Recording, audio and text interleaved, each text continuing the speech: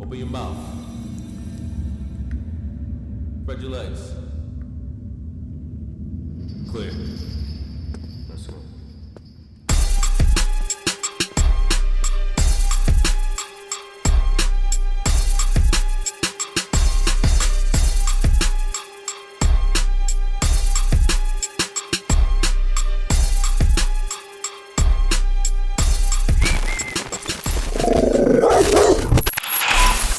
Yeah, it's your boy Miami, straight out the Bronx. You understand what I'm saying? Rest in peace to my brother Gunner.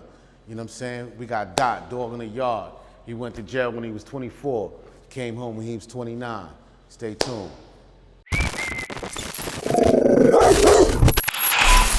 What up, you already know what it is. Your boy Pistol Pete, welcome back to Dog in the Yard, and today we got Dot in the building. What's going on, what brother? Up, Dot? Straight out of Connecticut, man. Straight out of CT, bro. CT Thanks for in having the me. building. What's up, Connecticut?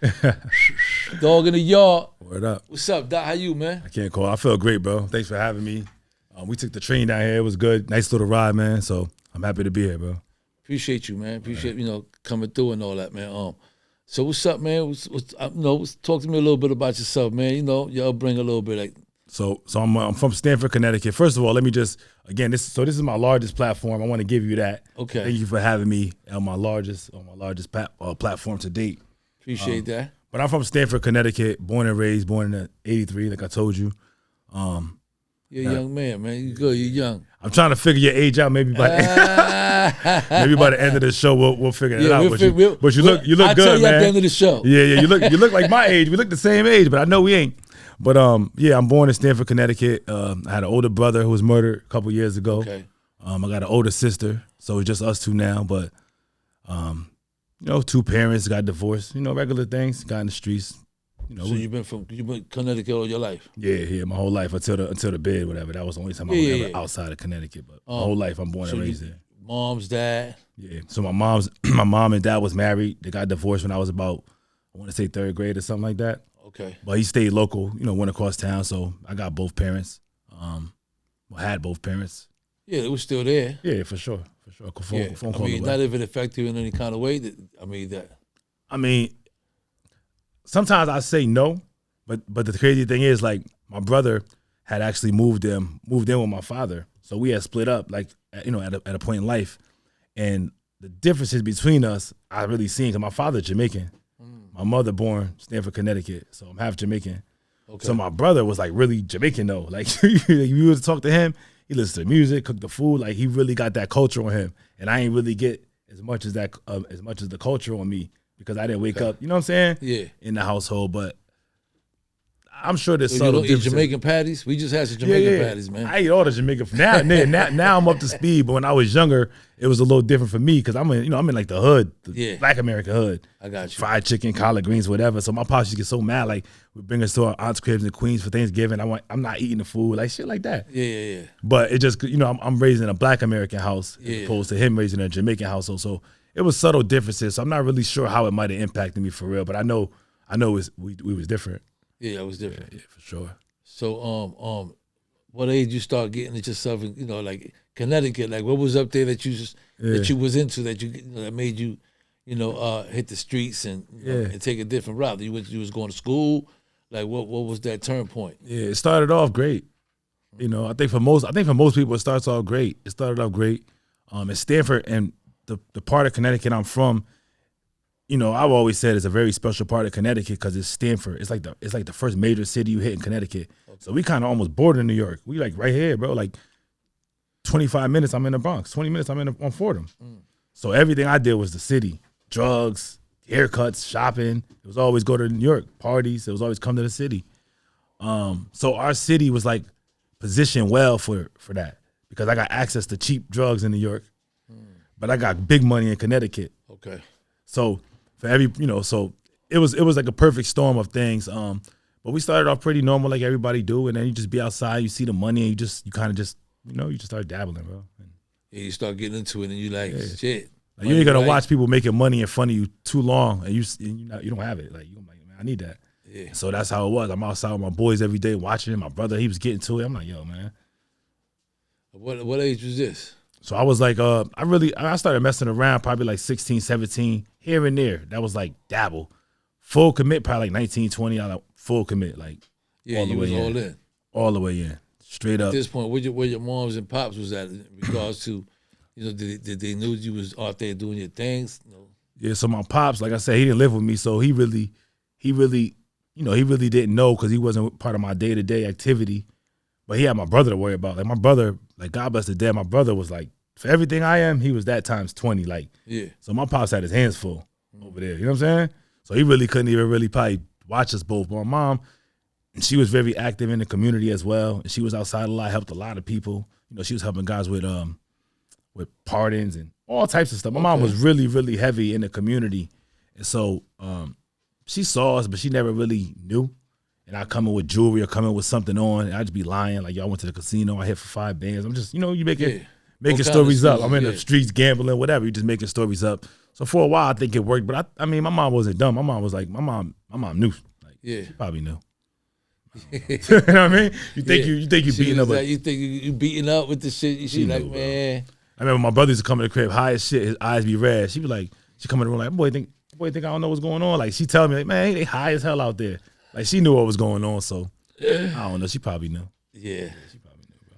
So at what age you start getting in trouble, man? My first ever arrest was like 16, like on some, fighting type of thing. That was like a nollie, nothing. And then the case I called for the feds is when my first real case. I was like one of those dudes in the hood. Everybody was like, yo, why you don't ever get caught, bro? How you don't got no case? Everybody getting cased up left and right. I'm getting bread, but I ain't getting caught. So I ain't really catch a real case till my fed case, like 24. Okay. You know what I'm saying? Before that, I was chilling. How old you was? 24, and I got indicted. Okay, so what year was this? 2008. 2008. Yeah. The feds came. Yeah. What you was doing out there? Man, it was crazy, bro. So it was like our indictment was a 21-man indictment. Half of them I really didn't know. Half of them I did know. 3 different cities, so Stamford, Norwalk, and Bridgeport. It was like a joint task force they do. But by that time, man, we was just running, bro. Like every day, crack, coke, you know what I mean? Just running, though. That was my whole day. I get up. It's all about getting to it. You know what I'm saying? And how long you was doing that before the feds came? Probably had like a 3-4 year run. Feds gonna come. Nah, I had like a 3-4 year run. I had a little run, bro. I had like a little run because, like I said, I'm not a reckless dude. Like if I'm coming to see you and you want 100 grams, I'm coming with 100 grams. I'm not coming with 200, 300, 100. So when I'm done with you, I ain't got nothing on me. You feel me? I know dudes just ride around with the whole pack. Like, bro, now you gotta worry about the police the whole day. Yeah. Like, nah, I'm gonna come do what I gotta do, and that's it. They gotta catch me in this little window, 10 minutes, me going to you, and that's it. So I always minimize my risk. You know what I mean? I always try to minimize my risk. So you was doing that for a couple of years. You had to run for 2-3 years. Hold on. Yeah. What's that, 4 years? Yeah, about 4 years. Okay, and then what happened? And then they came. But in the meantime, between time, I was working jobs, going to school. Like, oh, you was hustling, but you was also going to school. 1,000%. Because like my brother, like I tell you, for everything I am, bro, dude trained me, bro. I should have brought the letters with me. He would write me from jail, like telling me, bro, save your bond money, get lawyer money. That's more important than a bond. Get lawyer money. Like gems the dude would give me, bro. But what'd you ask me? What was the question? No, what I was asking was, say, when you started getting in trouble, like you was 24, mm-hmm. you had to run for 4 years, mm-hmm. and God. So yeah, I was working in the meantime, between time. So it was kind of like you was going to school and stuff like that. I'm going to school, but everything I'm doing, the school and stuff, that's really just like, cause my brother telling me like, yo, get a job, bro. 8 hours, you off the street. Like boys riding by, they don't got to see you for 8 hours. You at work. Minimize the risk, and so I always kind of lived like a double life in a sense. Like I'm in school, I'm working, but after I get out of school, after I work, I'm on the street. Like, yeah. So even when I went to court and in my proceedings and everything, the prosecution was like, your lawyer always trying to paint all the good things you're doing. Like he working, he this, and the prosecutor was like, yo, bro, that's all bullshit. Like he's doing that for this, you know what I mean? So it was always lived like a double life, I always say. Yeah. Dr. Jekyll and Mr. Hyde. Yeah, they already knew your shit. Yeah, they know, bro. So that was in 08. 08, yeah. Then I got a little bail. Like I was on bail for like 8 months. Oh, they gave you bail? They gave me bail. So it was 21 of us. They wasn't giving nobody. They gave me and one of the guy bail at the time. Like I said, this was my first like real arrest though. I had never been in no been trouble. No jam or nothing. But they require equity. So my pops had to put up his condo, like equity in the condo. My mom had to put up the co-op equity. It was like a $50,000 equity bond. They ain't want no cash or nothing. They wanted equity. Wow. Yeah, they wanted equity. I had to surrender my passports, all that type of stuff. So, and I had to go 3 times for a hearing. The first time they say no, they say no, they say no, and then they finally say yeah. But they use all the tricks in the book. They try to call me a flight risk, all this stuff. I'm like, bro, I'm born in Connecticut. I ain't where I'm going. Like, never had no failure to appears, none of that. But that's just the way they play. They're gonna try to hold you. You know what I'm saying? Yeah. So. Oh, but at least you got bail. I did. How long before you got bail? I was in there for 4 months, about 4 months before I got bail. How was your experience when you first came through there? Like, how was it? So for me, you know, I was the last guy to really get arrested from everybody I know. Okay. So I'm hearing stories about jail. Everybody come home like, yo, I have, you know, and these Connecticut jails they talking about those. So, you know, you in your county jails and state jails, you know everybody here. So they telling me all these great stories. Yeah, I saw so-and-so. I'm like, jail sound all right and shit. Like they make it sound like it's cool and shit. But I knew it wasn't cool. But I went to the feds. It was different because I come in with that mentality of like, all right, listen, man. You come in because I'm already charged up. I'm thinking like, all right, I'm from Connecticut. Niggas might try it, but I'm ready. Like you come in with like a chip on your shoulder. You know what I'm saying? Yeah, you just ready. You got ready, bro. You know what I'm saying? So you come in, and then the feds is totally different because it's just you. You know? Yeah. Just you. Ain't no help. I'm not in no gang. I'm not in none of that, bro. It's just me. So for me, I came in kind of with a certain expectation of what I thought jail would be, and it wasn't really even like that. Like people was chilling. You know what I'm saying? And you got OGs and dudes that been in there. They be chilling. You know what I'm saying? Yeah. And so it was nothing like what I thought, but I definitely had my preconceived notion of what I thought prison would be, and I came in with that energy. You know what I'm saying? But it was straight. I mean, I always tell people if it was such a thing of having a good time in there, like I was. Yeah, you went in there and you was looking at it from a different perspective, and then once you went in there, you was like, all right, cool. Word up. Everybody chilling, doing their time. Dudes just chilling, minding their business on Where man you time. went at? I was in Fort Dix. I was in Cumberland. Okay. But that's where I got like that man time from. Like dudes was on man time in there. Yeah. It wasn't no funny shit going on. It wasn't And no that was a playing low, around. right? Those that's are lows. a low. Yeah, that's see? a low. But, you know, it ain't always necessary to go to a penitentiary or go to a medium or go. You can learn anywhere you want. Because go ahead. Right? Because you get the penitentiary guys that work their way down to the low too. So I'm with dudes like my man Debo. I don't know who watched tune in. My man Debo from Boston. You know, he ran the Boston car, but he worked his way down from the pen and got to the low. Yeah. So we had solid guys there that would, you know what I'm saying? And embrace you and give you that G. That's right. So you need that though. Yeah, of course. And I feel like that's what's missing in the street right now. There ain't no hierarchy. Everybody's a peer. There ain't no separation no more. You know what I mean? And back when I came up, it was separation, bro. Like it was older dudes and like get up out of here, my man. Like it was separation. Yeah, not no more. Ain't no separation no more. Nowadays, you know, older cats they scared to tell the young niggas something. Rightfully so though. Young boys don't care, bro. Yeah, some boys be like, man, mama, get your old ass over there. You know what I'm saying? Because I remember telling that to old dudes and they would come tell us that. Yeah. It don't change, bro. It's a cycle. You know what I'm saying? Exactly. It's a cycle, bro. You know, but that's why those few men that are out here, or the few OGs, or we have a lot of OGs out Like here. yourself. Yeah, that could break it down to them and tell them, yo, that's not the way to, you know, to move. You know what I'm saying? You get more respect in my moving like this. That's right.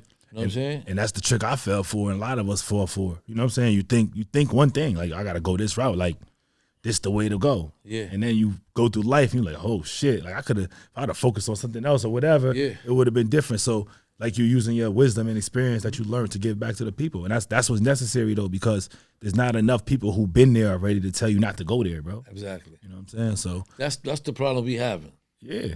That's the key right there. Yeah, that's why Dog in the Yard exists. So like that when these young brothers and these young sisters out there that they lost and all that, hopefully they look at your episode and be like, oh shit, word. For sure. He was going to school doing this, that, but he still got caught up. That's right. Especially because now especially today, because we in a space now where it's way more illusion than real, bro. Like you could go on the internet and people is glamorizing all types of shit that ain't real, bro.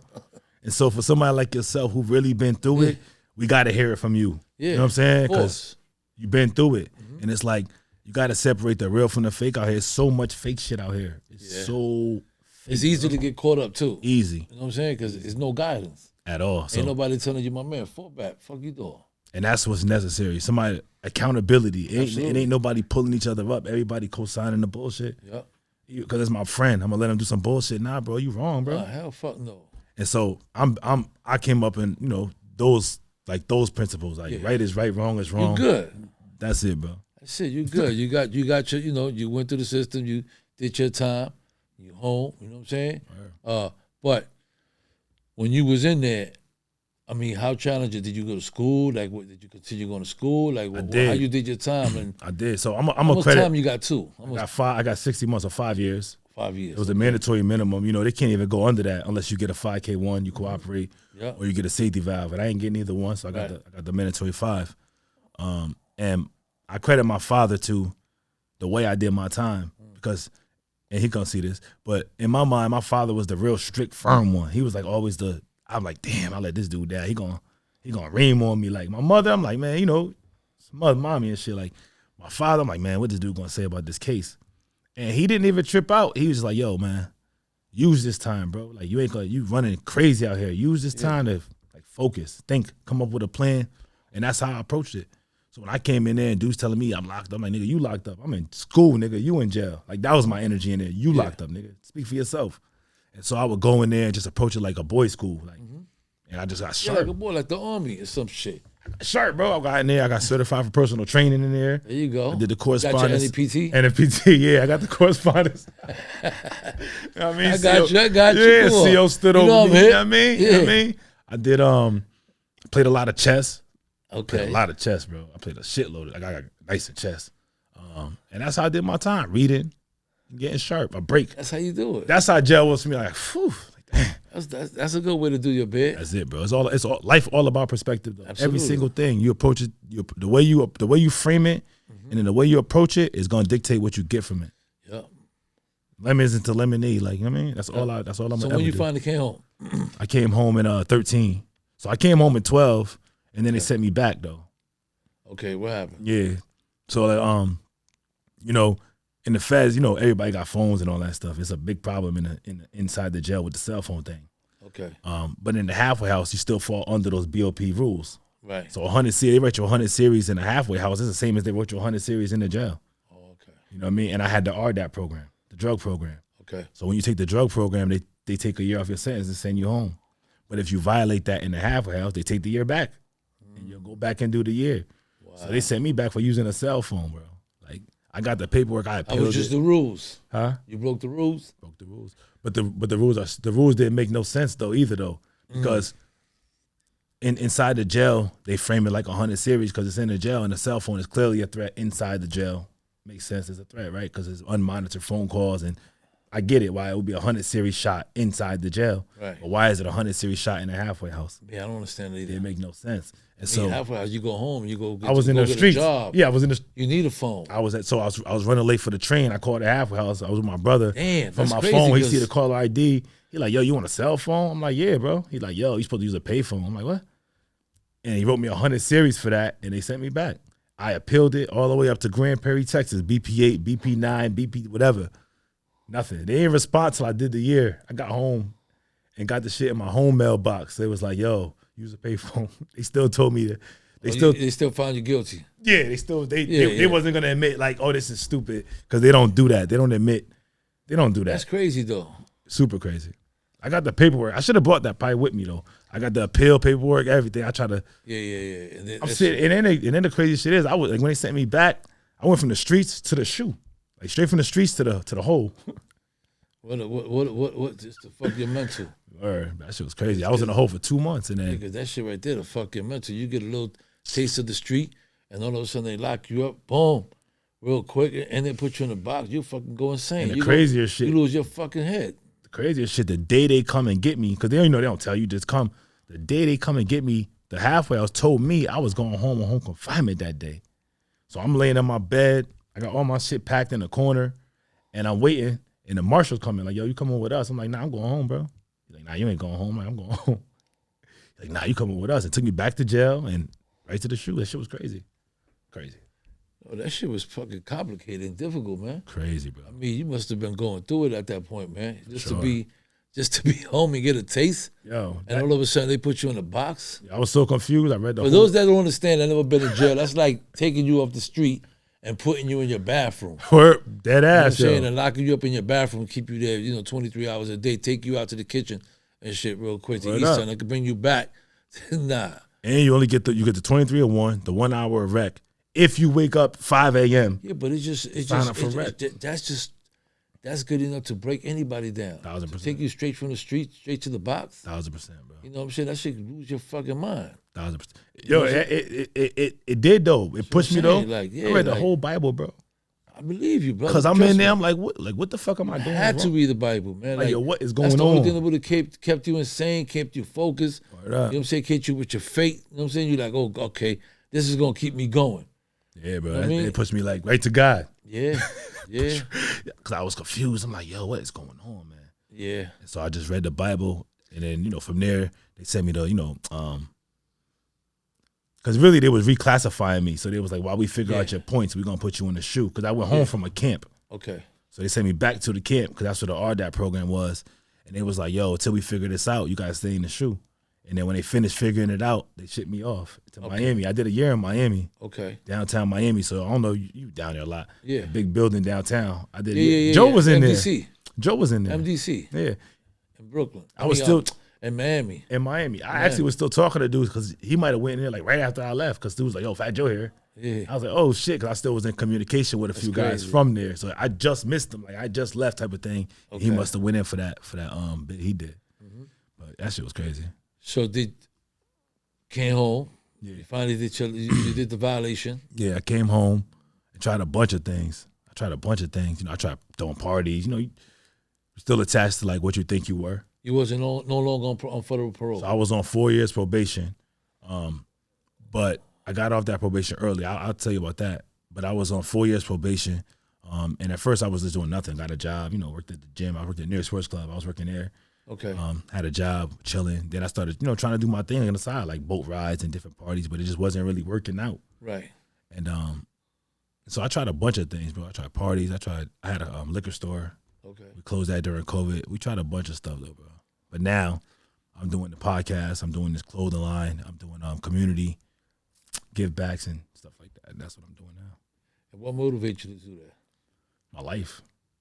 Talk to me. Just knowing, I had a lot of private conversations with people, and I started realizing that I was impacting people on the phone. They call me, but I was never for everybody. I'm like, yo, if I know you, cool. You got access to me, cool. But like, if I don't know you, it's quiet for you. So when I realized that people was actually holding on to my words, that them shits actually had like weight. Cause when you just think you just you. Like, man, I'm just living my life. Like, sometimes you don't even know your worth. You don't even know it. Like, it's value the worth. They call that now imposter syndrome. Yeah. Like, you feel like, man, I don't even belong here. Yeah. And so I'm talking to people before, like, nigga, why you going to talk to me for mad long? And then I started having more and more convos like that. I'm like, oh, motherfuckers lost. They don't really know what's going on. So I was like, you know what? All right. So I'll take what I got and what I learned, whatever I could do, and I'll put it out there. And so that's what kind of led me to like the podcast space, because it was never a dream of mine to be on a podcast or have a podcast. No, it's just we live in a different time where it's easier to do anything. Right. This ain't back in the days. There's no more gatekeeping. Exactly. Gatekeeping is done. Done. Ain't no more of that. Now it's open. It's open. Now it's on you. You got to go get it. You got to keep and stay focused, like you say. You got to put your mind to it, and that's what you want, because you can do what you want. You just got to stay with it. Got to stay with it. The doors ain't always going to be open. I get a bunch of doors shut down. A lot of people tell me this, that. They don't open the door. A lot of people might be afraid to even deal with me and all that, but that doesn't make me. We gonna keep going. Word up. You know what I'm saying? And that's good for people to hear though too. And I like to do that, being me and you being you, because what I also realize is that they think you exempt. They think you exempt from the bullshit. Yeah. They'll say something like, oh, you friends with this person, that person, you should be good. But yo, you still got to grind, bro. You still got to grind. Nobody owes me anything. Nobody, and so, and people be thinking that though. They get that. They get that misconception. Mm-hmm. They think it's always easy for you. Or they think like whatever. You know what I'm saying? So when they hear it from guys like you or whoever they could connect with, it just make it a little easier for them. They like, oh, he go through that shit too. You gotta grind. You gotta grind, bro. Like this dude, nobody owe. I don't think nobody owe me. You know what I'm saying? So a lot of people come home with that mentality. A lot of people come home, they be angry, they be upset. Their boys didn't reach out to them doing their bid, and they come home upset. Man, ain't nobody put you there, with a little chip. They'll deal with you, but they deal with you on some sucker shit and all that. So, my thing and my advice to anybody is just just keep doing you and believing what you got going on. That's right. You know what I'm saying? And what you're speaking to is them expectations, and that's really the first trick. It's like you expect something, Yeah. and then it's like what you built that expectation off of. Like a nigga be like, Tell you something, man. It took me a long time, but you just gotta manifest your shit, man. That's it. You just gotta manifest it. You gotta just keep going and going and going and manifest it. Work on it every day, every day. You know, and it's not easy. You know what I'm saying? It's not easy, bro. And that's the key though. When it's not easy, keep going. Yeah. That's what dudes like will quit. They'll get the obstacle and oh, this shit ain't working. Let me tell you something. I would have never thought in a lifetime that I'd be interviewing the mayor of New York City. Word up. You know what I'm saying? And here I am sitting down with the mayor, and the mayor's like, guys like you know, you're not supposed to be here like that, man. So you turn around and you turn that pain into something that you could give back, and you giving this platform for brothers to come up here and express what they went through and all the changes and what made them grow up and change. That's right. That's something big. And mama, I got this theory, right. And maybe you could speak to this. I got this theory where the reason the streets is so chaotic is because you got to think when they snatched all the strongest men out the hoods, bro. Whoever fell. Yeah, of course. Mid-'80s, 90s, and we dealing with the byproduct of no leadership. Mm-hmm. This is the byproduct. If you was on that block, you'd have been been regulating that block. But when they take all that leadership out, it's a free for all, and so it's necessary. Let me tell you something. That's I would say that's our fault from lack of education. 1,000%. Because if I would have known all the things that I know now. But you know the nasty shit about that statement is you can't know what you know now until you went through what you went through. There you go. So that's it's just part of life. That's man. right. And so that's why once you go through it, so you we come just back can't complain at all. We just got to take all the blessings because that's how right. I live it. Me too. I live it. I take all my blessings. I keep going every day. We move forward, no matter what circumstances or what might try to get in the way. We'll go around it, do whatever we got to do, and still make it happen. See, because when you want to get something done, you make it done. You see how you came up here and on the train with your wisdom and shit, right? From Connecticut. I mean, you want to get it done.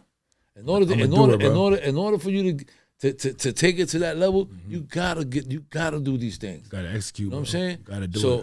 So, I give it up to you, man, because you've been home, you've been doing your thing. You know what I'm saying? I'm always with me. You go over. This platform is here for you. You know what I'm saying? You can always come up here. We promote your stuff, your clothes, whatever you got going on. This is for you. This is for us. You know what I'm saying? And so you've been home, and you've been doing your clothes. What else you getting into, man? So I just started a nonprofit because I told you we do like community work. A lot of the work I was doing was like we was just bootstrapping it. Me and my sister, we'll reach out to community, we'll pull up stuff, and we just do it.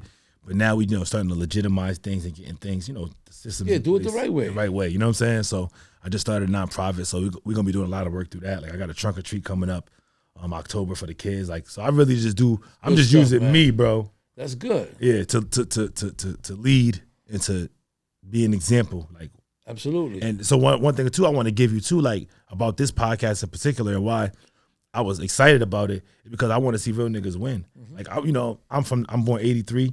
So I know what I went through, and I know your shit was probably worse because you was from a different era.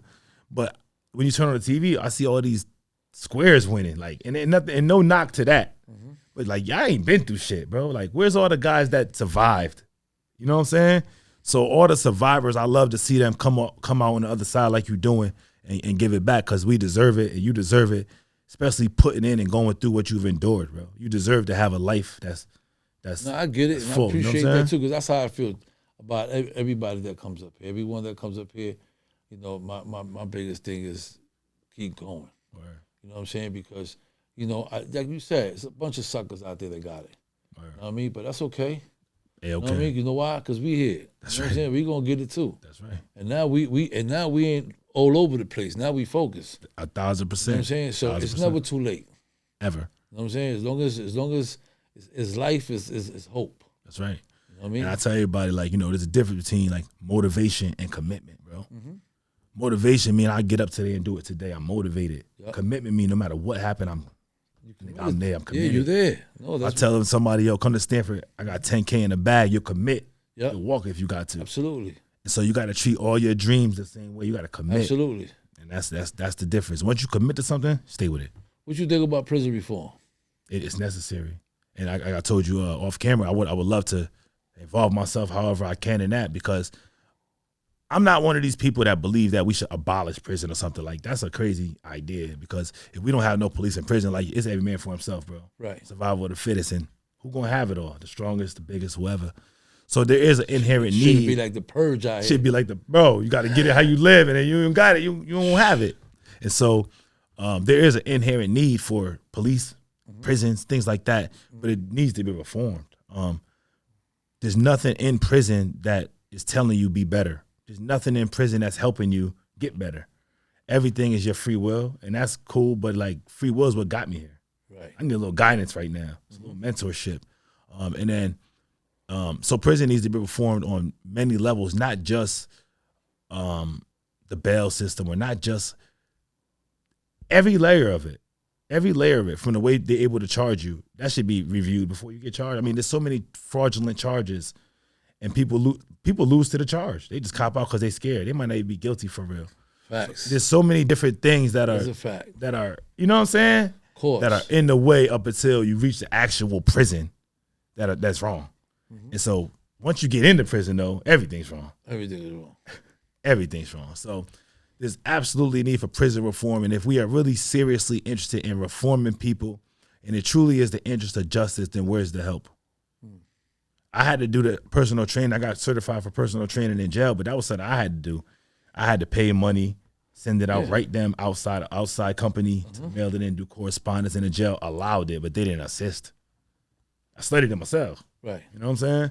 And I took the test with a CO standing over me, but they didn't have no hand in anything that I did. So I believe that this prison reform needs to happen on a much larger scale than I think people are really speaking to. Like we spoke before, I got sent back to jail from using a cellular phone in a halfway house.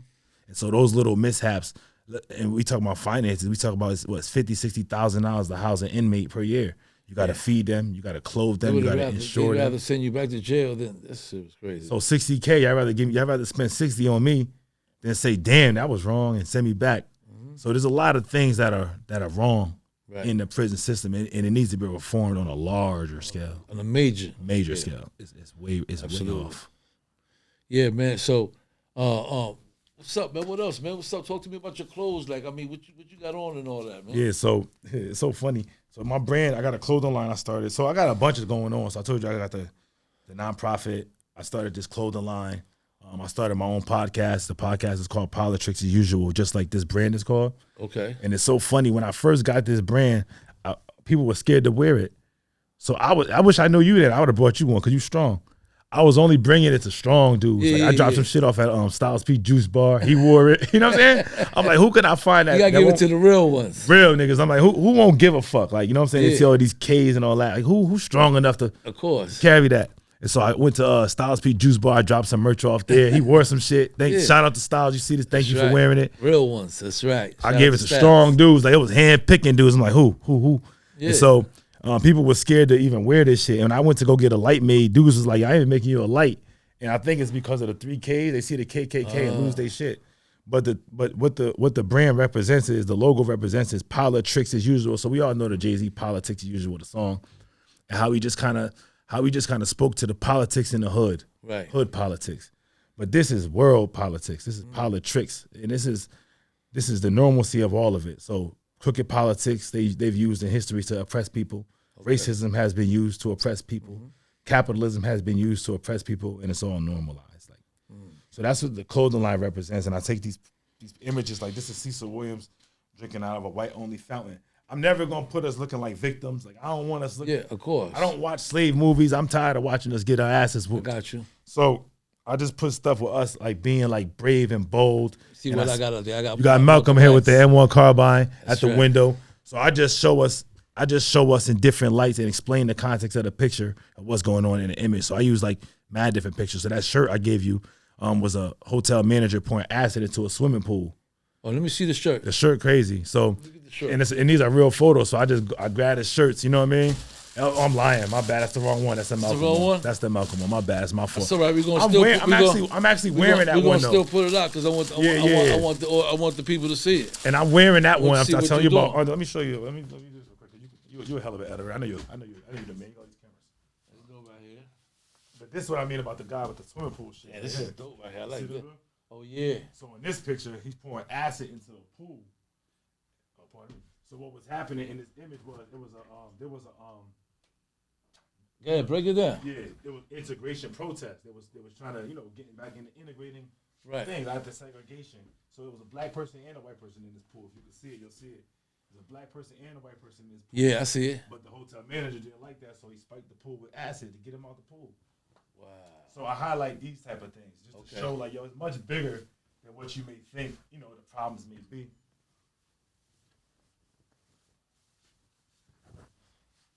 We love it. I'll be wearing it.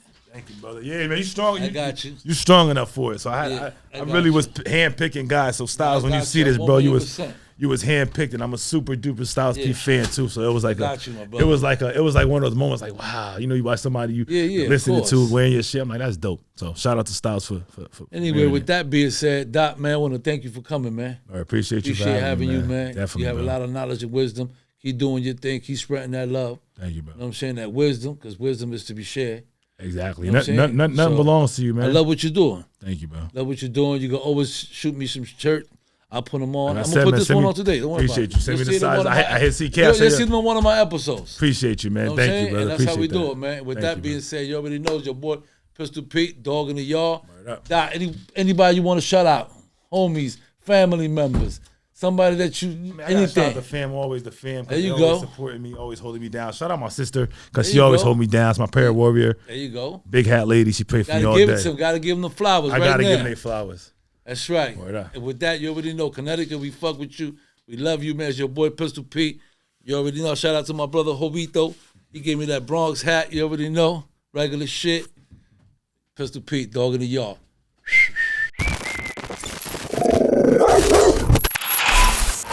All right, we back, live action. Dot, y'all heard the story. Legendary guy, straight out the feds. He changed his life around, prison reform.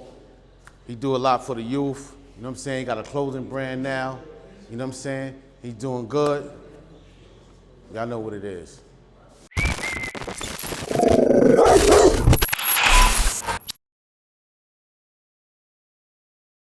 I'm a dog in the yard, yup. Catch me on the court with the ball going hard. Straight to the hole, we ain't passing it the bench never. 16th and Mermaid, meet me at the headquarters. We at the bank and we only make deposits. The whole team pussy, your clothing line garbage. I was on the block, holding down the projects. You was walking the yard, holding on the pockets. Ew.